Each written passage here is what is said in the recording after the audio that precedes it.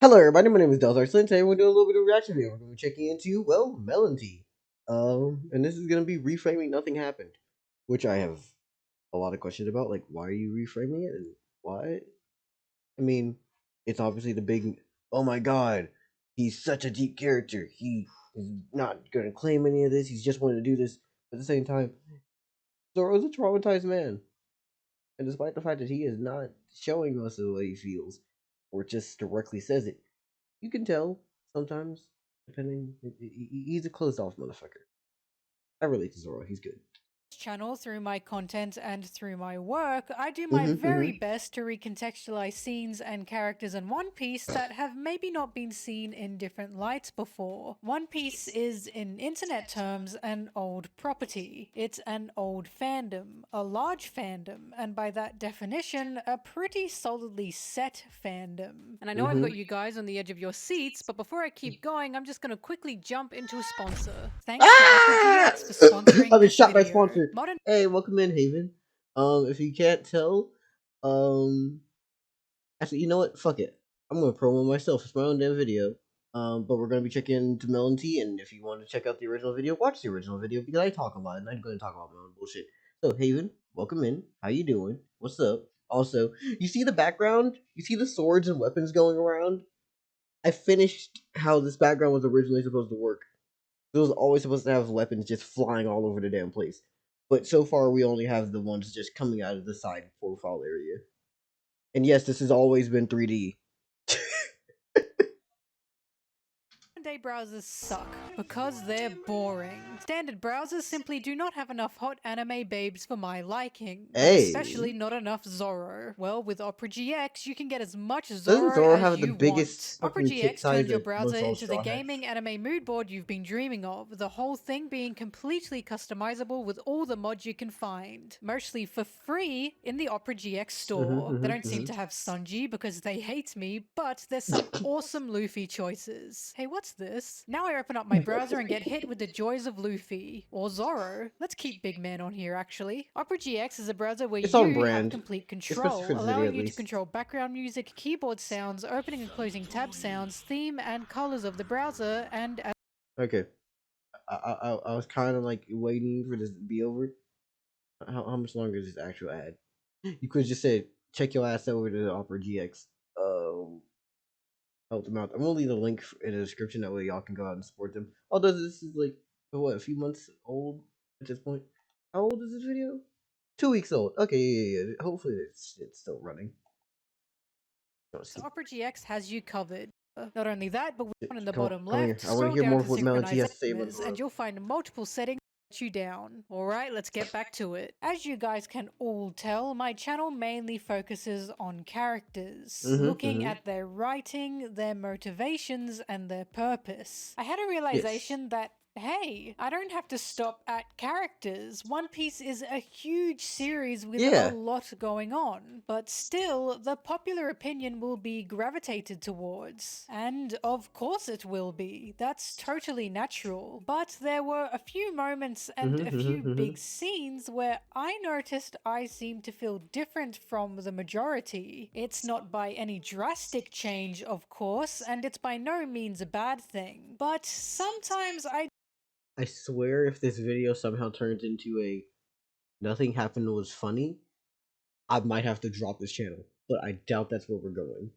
do think One Piece being shoved into the shonen category leads it to being looked at on a very surface level. Now, One Piece is no Oppenheimer. It can indeed Mm-hmm. be a mess sometimes. But there's Yeah. still a lot more layers than people give it credit for. And this is due to Oda being a writer who enjoys audience interpretation and encourages it more than anything. If he wants to tell us something straight up, a character will usually say it point blank. But if he wants us to decide what these characters are thinking and feeling in the moment, well, they won't say anything. In fact, I've noticed there's an extreme lack of thought bubbles in One Piece. Luffy, the main character, Yeah. doesn't think at all. And yes, while that can be taken as he has zero thoughts, it's also a very interesting path to take for a main character. So, in saying all that, I There is no inner monologue for Luffy. Luffy just does.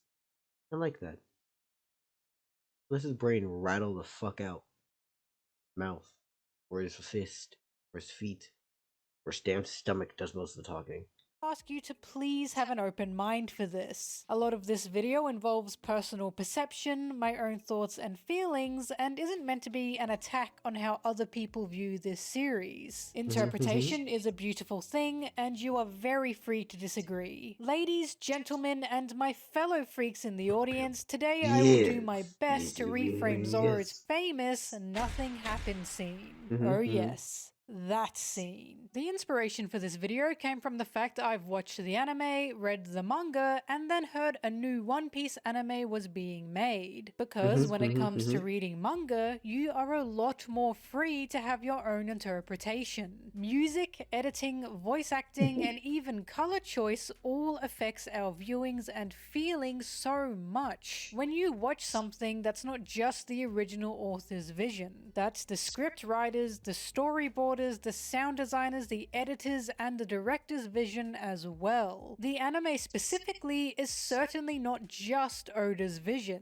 While the manga still follows constraints by editors and by Shonen Jump, as well as Shueisha, the publishing company who own the license for One Piece, yes, it's not Oda. I'm afraid we live in an age where creators do not own their own intellect.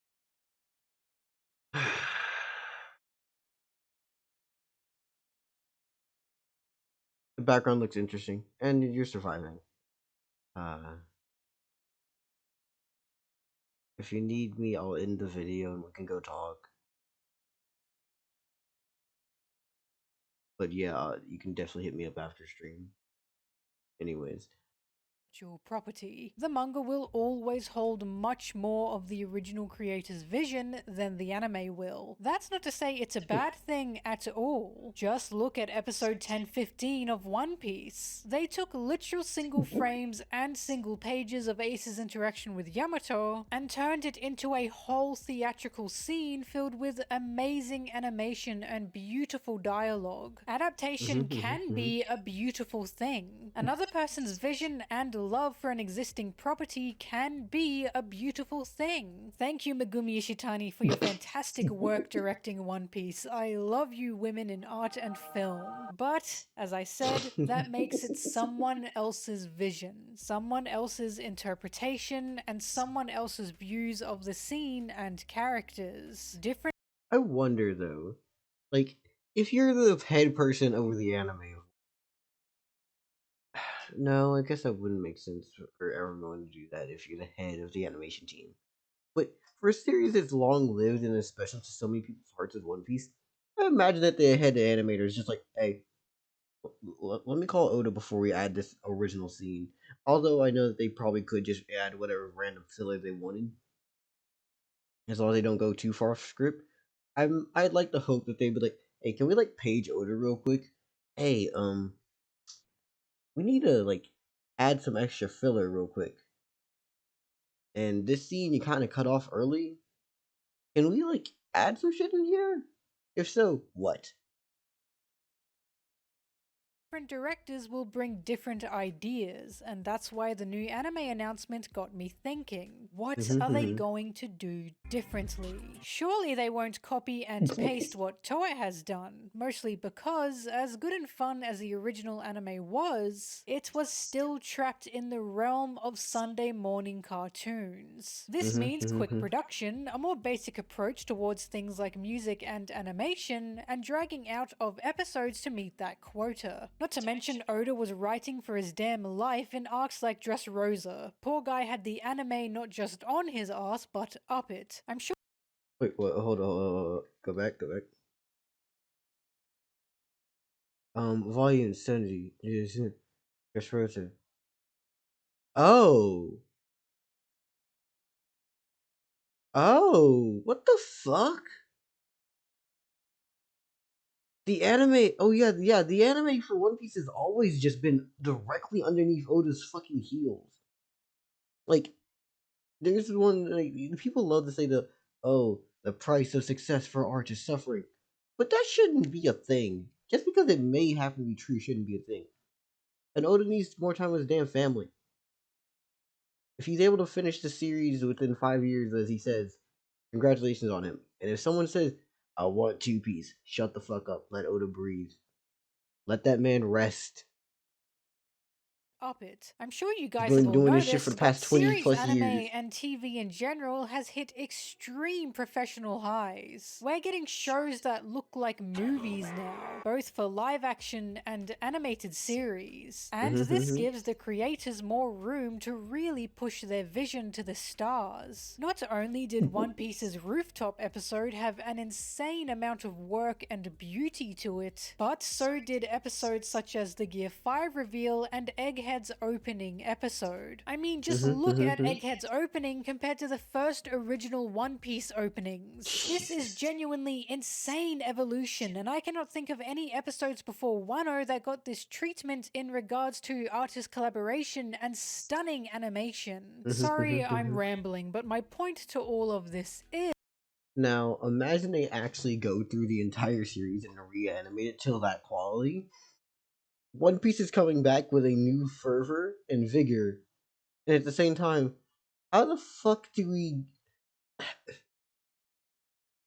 I don't want to say One Piece is one of the greatest because I personally believe that it probably is a very strong contender for just straight up greatest anime. Greatest manga, anime, doesn't matter. One of the greatest stories ever told. I wonder how long will it stay after it is over? Because with as much of a cult following as One Piece has, One Piece, ugh, as much of a cult following as One Piece has, how long will it last after it's done? After the last page is written?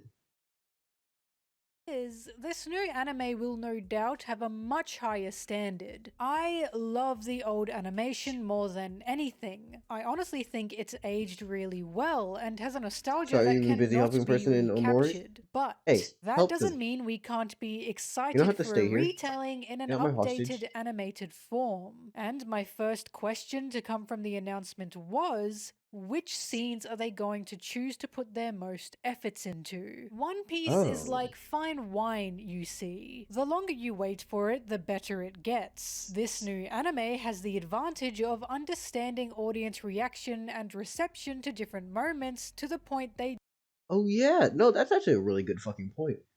If you're reanimating something as loved as this, and you have the ability to wait till it's ready and finished, oh yeah, no, the standard has to be high as fuck.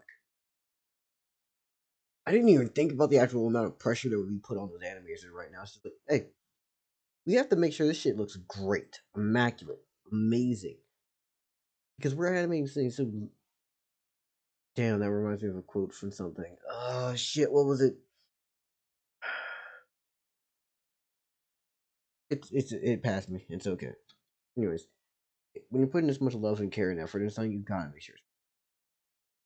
definitely know what to focus on. And the thriller bark scene? Zoro's nothing happened scene. Oh boy. You can bet Mm-hmm. there are going to be long meetings around big tables about this one. And before I dig into that scene, before I get my scalpel out and cut it into tiny little pieces to explain my thoughts, let's actually look at Thriller Bark as a whole. Thriller Bark, first and foremost, was about death. By all means, this arc was a gothic fiction, and strayed from the usual shonen formula in general. Yes, there was a big bad, but Luffy didn't particularly fight it himself.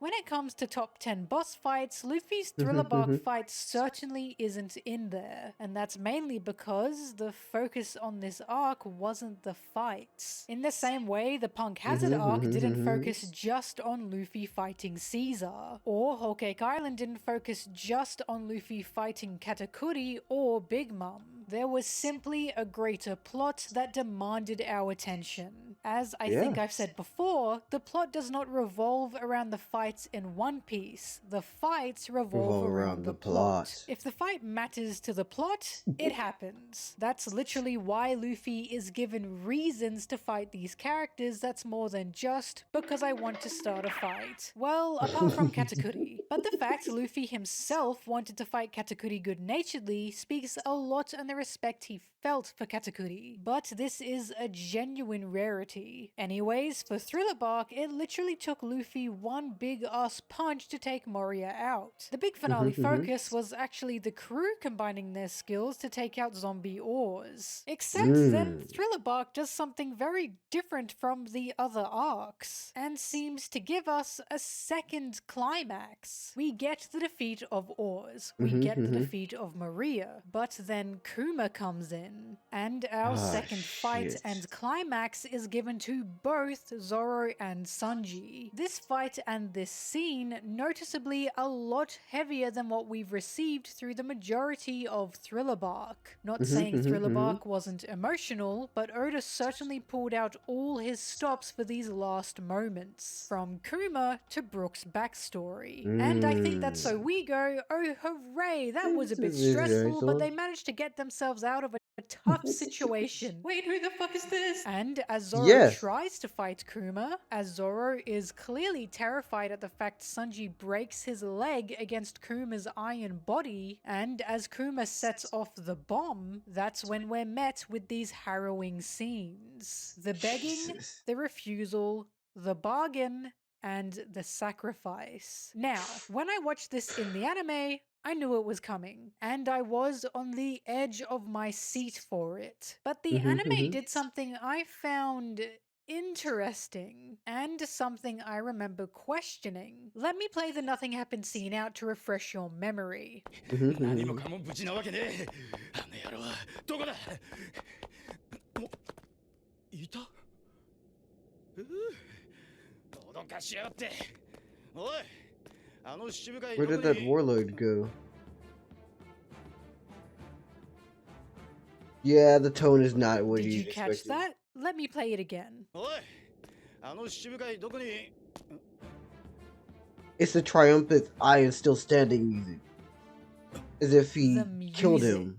That music is an interesting choice. An insanely interesting choice. Because that music indicates triumph. The song I use the word title is even called The Very, Very, Very Strongest. And oh, would you look at that? It even has Zoro's Nothing Happened stance in some of these thumbnails. But Mel, what's interesting about that? I hear you asking. And what's interesting is that in my eyes, the entirety of this scene is kind of the opposite of a triumph. Stop throwing tomatoes at me. Stop it. Let me explain. I am by no means, but no, for reference, I didn't exactly watch most of One Piece.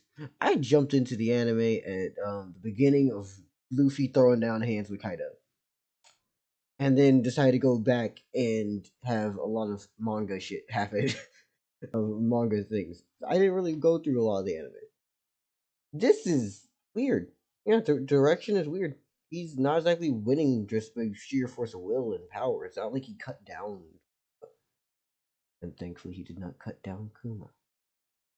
Even though it may be just a fucking machine. Of a triumph? Stop throwing tomatoes at me. Stop it. Let me explain. I am by no means undermining Zoro's strength here. It was insane. He was a unit for this, and I was proud of him. But my biggest thing is I wouldn't call this a triumph. I wouldn't call this a fate of strength. This moment, more than anything, is about Zoro's dedication and... If I had to use any instruments for this, it would definitely be low-hanging strings and choir singing. Not exactly Death Note music because that would be way too high energy, but like depression itself magnified into a singular entity. Something that's low, somber, with small hints of maybe some kick or snare. That way you can feel that he is still kicking it through. The air is strong and stench with just how much suffering he's had to deal with, but he's standing his fucking feet in the ground. Loyalty to Luffy and the crew. What he did was commendable. It was very commendable. But I don't think it was about strength at all. At least not physically. Not in the way the anime made it sound like. Remember when I said music changes our perception of scenes so much? This is what I was talking about. Because when we look at the manga page, it's just this. One shot of Zoro with a Bam, one shot of Zoro with a Doom, and Sanji panicked the whole time. When I read this in the manga, I was honestly terrified, because the image of Zoro dripping with blood is terrifying. And considering this arc is about losing loved ones, considering this arc is about death, when the Straw Hats wake up with someone asking if everyone's alive, and Sanji notices Zoro isn't around, I'm unsure how else I was meant to feel. Hence why I was confused at the music choice, because I would have honestly let the scene quietly play out if it were up to me, as a way to allow the audience to process their own thoughts and feelings for Zoro's bloodied state, just like the manga allowed us to do. Let me actually reframe this for you. In fact, let me reframe this by saying something maybe controversial. What is Everything it? Zoro went through here was not a fight. In general, this wasn't a fight. There was Yeah. no winner here. There was simply a deal being met. But even more than that, this was Zoro being cornered, because Kuma is terrifying. Zoro raised his swords against Kuma to begin with because he thought he could win and protect his crew. As Zoro realizes Kuma is too much for him to handle due to the fact Kuma can literally melt steel, he essentially forfeits. He even says the words, "I'm starting to lose hope."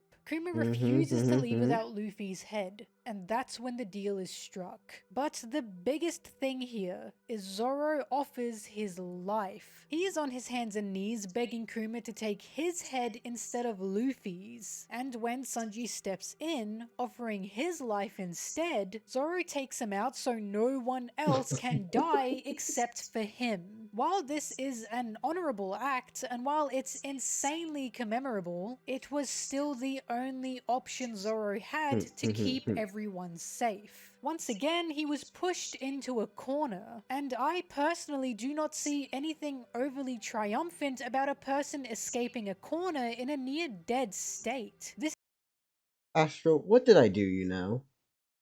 What did I do? What could I have possibly cursed you? is amplified to me from the fact that this was also Luffy's pain Zoro was shouldering. Oh. Did you put your clothes to the laundry and they come out dry and dirty? Again? Wash your fucking clothes with detergent then. It's not like Zoro was taking pain directly from Kuma. It's not like he was fighting Kuma in this bubble. Then you need to dispel my curse upon you. I only said that in like one other video where I just said, I hope your clothes come out the laundry dirty. The fact that your laundry machine is still cursed is crazy. This time it was wet and moist though. My little bit of spite and vitriol haunts your fucking washing machine. He had to feel his captain's pain, to the point Luffy's pain nearly killed him. And this is why when Sanji talks to Lola's pirates, and they're cheering about how cool Zoro's bravery was, Sanji tells them to shut up. Because while this did have a form of bravery to it, this was also the only choice Zoro got. And I highly doubt Zoro would see this as an act of bravery when he did, by all means, lose the fight. I mean, just look at what happens when he wins a fight. He still punishes himself because he thinks he needs to be stronger. I cannot imagine how garbage Zoro must feel about all this. I said previously that Oda is an author very open to interpretation, and that he definitely encourages it in his story. But I also said when Oda wants us to definitely know something, he straight up says it, which is exactly what Sanji does at this moment. After telling Lola's pirates to shut up, he then says to them, Zoro didn't do this to make Luffy feel grateful. Besides, how would Luffy feel knowing his suffering is what caused his friend so much pain? and then he proceeds to essentially blackmail them so they keep their mouths shut. After all this, Sanji calls Zoro a hero, and Brook calls friendship a wonderful thing. The most we get out of this is the hero line, but Sanji was so angry at Zoro's recklessness, and so determined to keep this a secret from Luffy, that I have to ask again, where is the triumph here? Where is the strength part in this that warrants such victorious music to be made? Because from Thriller Bark being about death, to Zoro being genuinely afraid of Kuma, to him doing all he can just to strike a deal and take on Luffy's pain and come out of it nearly dead, I don't see a victory here. What I see is a man who put his life on the line for his crew and captain, and came out of it as an incredibly close call. One so close that he was dripping paralyzed in blood. One so close that Sanji genuinely thought he was dead. And one so close, Zoro refuses to tell anyone, not even Luffy or Sanji, what happened. Because if he tells them, he knows they'll be angry, he knows they'll be distressed, and he refuses to let them know he Also, let's be honest here. The Straw Hats are dumb enough to try to go and get that spin back, and Zoro tells Luffy, "Hey, when your crewmate was hurt by someone, Luffy's gonna be dumb enough to go and chase after them." almost died for them due to being pushed into a corner with only one way out. So, nothing happened. I truly understand why people think this scene is cool. I understand why people see Zoro as cool for this. And once Yeah, I can still again, see him that's as cool. great. It's up to you how you I just feel also see about that the he's scene, very, or very, how you very see sad Zoro moment. in the moment. I was personally just very taken aback with how the anime I see Zoro as cool. I just don't see that the moment itself is cool. handled it. But in I see saying it more of that, I a, also know hey, I'm willing to plenty do of what I need to people do. who read only the manga and felt the same way, because there is a triumph upon getting out of a tough situation, that much is true. I was personally just terrified for Zoro's damn life upon seeing buckets of his own blood around him. Not to mention the terrifying bubble buildup and the chills I got when he finally stepped into that bubble. It wasn't exactly a sports cheering, hollering, and whooping moment for me, and was more a sitting silently in shock, not being able to believe what I just witnessed. This is why I am so excited to see what the remake is going to do with it. Is it going to keep it this way? Will it push us into believing this is something to cheer at? Or will it make our skin crawl at Zoro's sacrifice, nearly taking him out for good? We will need to wait years for it, no doubt. Yet I am so keen for it either way. But everything I just said, you're gonna have to forget it. Why? What? Well, because nothing happened, obviously. Oh, you Let's little keep it that ay. way. And with that, thanks for watching. Nah, this shit did happen. This video's gonna make it out of here. You'll remember. Let me know what you think. This is a bit different than what I usually do, but the Nothing Happens scene is so talked about in One Piece spaces that I really wanted to grab it and mold it around like a clump of clay. Did this video do anything for you? Did it change anything for you? Do you still It didn't change anything for me for the most part, but it did allow me to extrapolate and actually look on what I had seen. think it's an epic moment that shows the heights of Zoro's coolness? I don't see it as the epic moment that shows the heights of Zoro's coolness. I see it as the amazing moment in which Zoro proves that he is willing to do anything and everything for the captain. That's what it is. It is a sad moment. It is a tragedy. It is quite literally seeing Zoro at his shittiest. And when I mean shittiest, is seeing Zoro quite literally just go, "I'm going to deal with so much pain alone." Also, it's seeing self-destructionist Zoro, yeah, at his peak. Anyways, we're liking the video. The links will be in the description. Go check them out. If you don't, you a hoe for real. And most importantly, support the original people. I like them. They're cool. MelonTeee does good shit. They talk good shit, and their words kind of hit. Thank you. Yeah, I'm talking too much. Anyways, links at the bottom of the description. One of those is my membership if you want to see videos early. The other one is for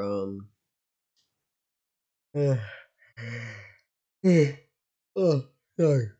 All my other socials. A little bit later stream, but anyways, have a lovely day, everybody, and goodbye.